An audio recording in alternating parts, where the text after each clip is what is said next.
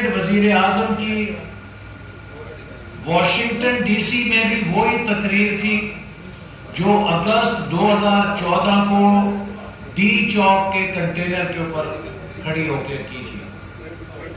2015 में भी वही तकरीर की थी, 2016 में भी वही तकरीर थी, 18 और 19 में भी वही तकरीर है।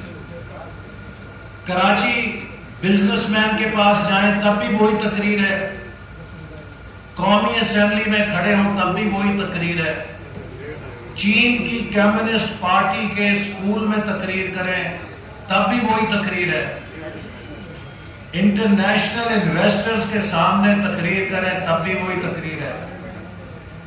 तो ये वजीर आजम जो सिलेक्टेड है साबित कर रहा है कि बदकिस्मती से उनके पास कोई ना प्लान है, ना सोच है, ना सलाहियत है, ना तजुर्बा है।